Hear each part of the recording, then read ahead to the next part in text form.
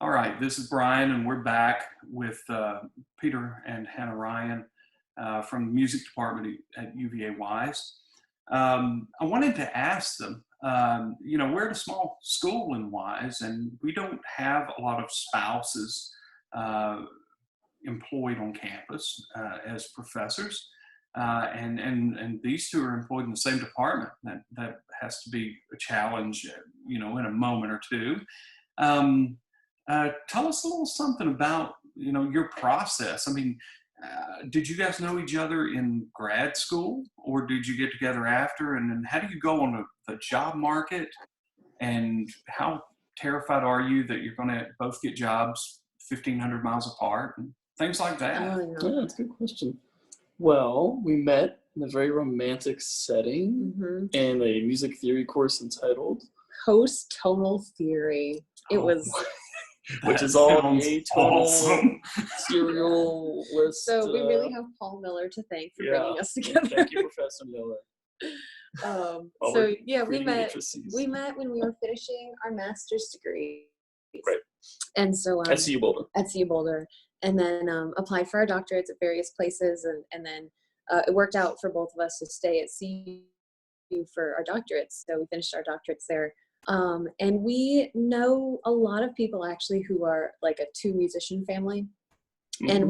we even have, some people who were instructors and mentors of us who did the two jobs 1,500 miles apart, and Yeah. because it's really challenging, especially in the same department. It's hard enough to have two spouses who are both academics, much less in the same department.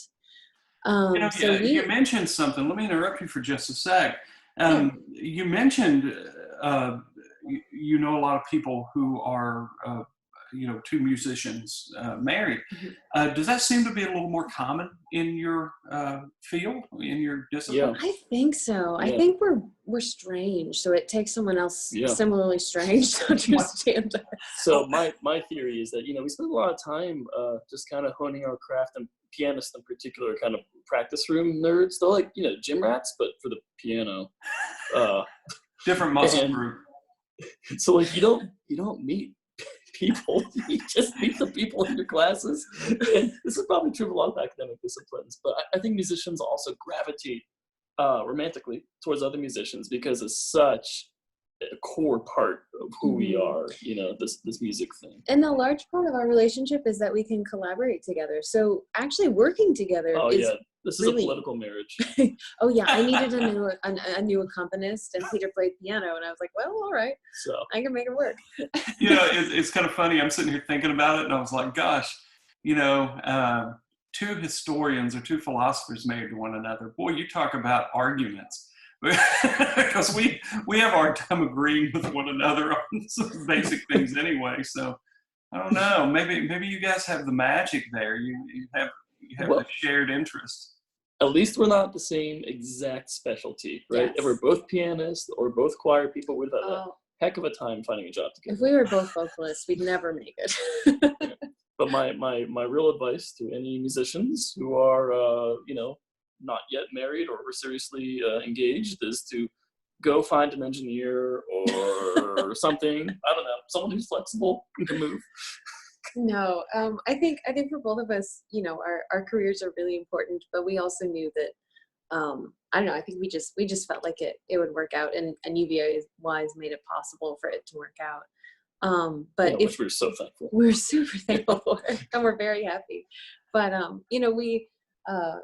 we collaborated on a number of recitals before we ever got married, and I feel like if you can present a couple of graduate recitals as a couple and like make it through that, you can make it through almost anything. But also, I mean, we knew we each had a skill set that while we might not both get academic jobs in the same driving distance as each other, one of us could always do something to help bring in income and keep things moving forward, even if we weren't working at the same place. Yeah, that's true. So Peter could, he can always accompany programs or something like that. He can always teach privately. The same, I can always do a church choir or community choir or private lessons. So even when we didn't, when our future was uncertain, we thought we could make something work. For Right. sure. Yeah, I suppose that does matter. Especially for what you all do, piano and vocal. a lot of lessons, a lot of outside application.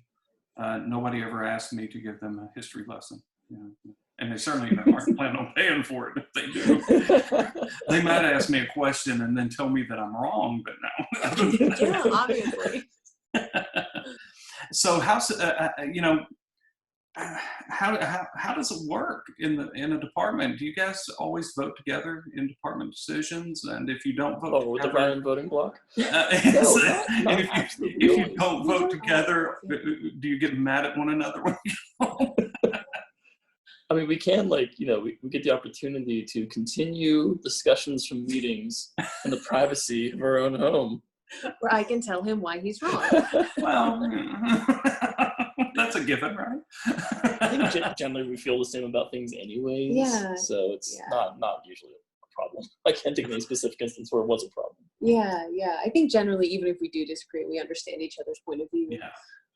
So we don't always agree, but Well, you know, one of the things that I complain about in our modern world is, you know, there is no empathy left. The world, you know, it's like our global empathy button has been broken somehow.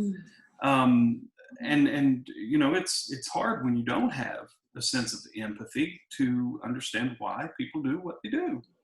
And it is nice if you're a married couple, you have a nice respect for one another, and you can view issues that you may not agree on, but at least you know why your spouse looks at something in a certain way, a completely wrong way, but you know, you still respect that as it is. yeah. What? She's never wrong. Well, you know, one of the things that I was always kind of struck by, and I'll go ahead and tell this. Peter and I are two of only a handful of veterans on our faculty. And I was in the Air Force for, nearly 7 years. Peter, what did you do? I did 4 years in the Marine Corps. He was a Marine. Now, what did you do in the Marine Corps? What is it you'd say you do here? So Were you like in practice for catching a bullet, or? Yes, I was a crunchy, to use the technical term. So yeah, I was infantry. I enlisted as an infantryman in 2004, and they actually shifted me to like an infantry sort of side thing called security forces, which ranges from guys who do like embassy response, like fast teams, to the guys who protect the president in Camp David.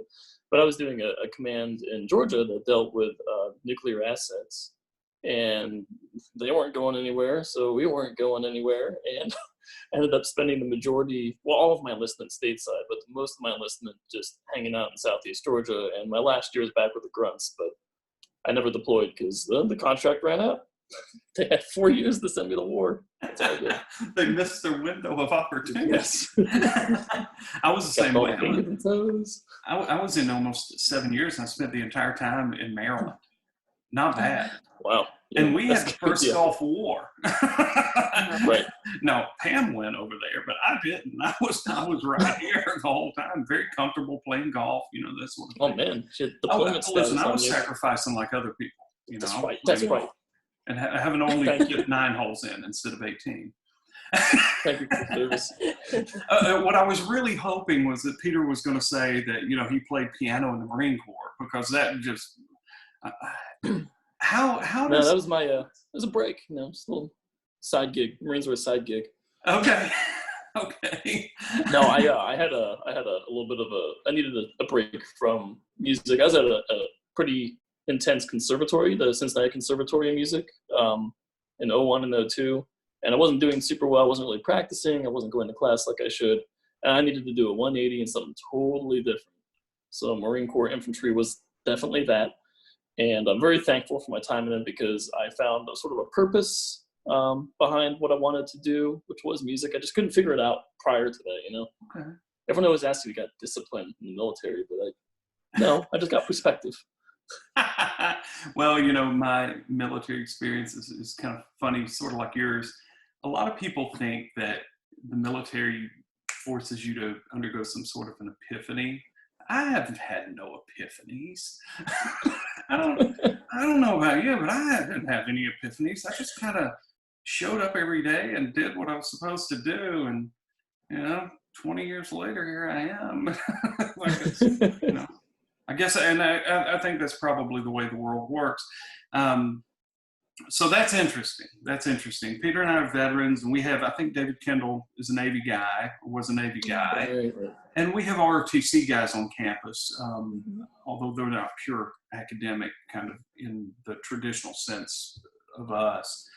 But I think that's kind of neat. And I think it's kind of an interesting perspective. We have a lot of students who end up in the military or end up coming to us from the military. And, you don't want them to feel like they're alone at all. But I've always kind of appreciated that. I kind of, in the back of my mind, as Peter was talking about, he needed a break from the conservatory. I'm like, nervous breakdown. But okay, so, but I can understand your point.